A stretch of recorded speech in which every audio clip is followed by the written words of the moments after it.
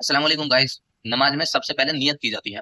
नियत ये की जाती है कि अब मैं नमाज पढ़ रहा हूँ, ईश्वर मुझे देख रहा है, मेरे जहन में ईश्वर के अलावा और किसी का कोई ख्याल नहीं आएगा, किसी की तरफ मेरा ध्यान नहीं जाएगा।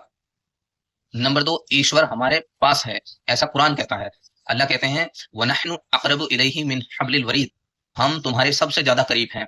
आगे कुरान फरमाता है व इज़ा सअलका इबादी फइन्नी क़रीब, बेशक अगर हम आपसे कोई पूछे कि ईश्वर कहाँ है, तो कहना कहना कि तुम्हारे सबसे ज्यादा पास है। तो ईश्वर हमारे पास है, लेकिन हम महसूस नहीं कर पाते, इस चीज का एहसास हमें नहीं है। उसका एहसास करने के लिए नमाज में हमें मेडिटेशन करना होता है।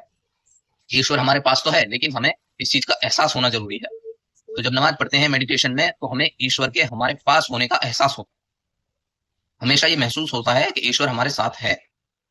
उसके आगे नमाज पढ़ते हुए मेडिटेशन में एक ऐसी अवस्था आती है जिसमें अगर उस वक्त हमसे कोई कुछ कहे, तो वो बात सीधे हमारे सबकॉन्शियस माइंड में जाके स्टोर हो जाती है और एकदम पक्का स्टोर हो जाती है।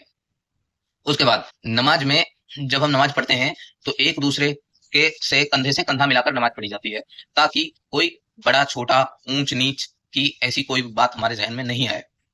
उसके बाद नमाज एक सोशल हेल्दी एनवायरनमेंट क्रिएट करने के लिए होती है। सारे लोगों को नमाज मस्जिद में पढ़नी होती है, जिसकी वजह से सारे लोगों का आपस में एक ताल्लुक बन जाता है, एक रिश्ता बन जाता है।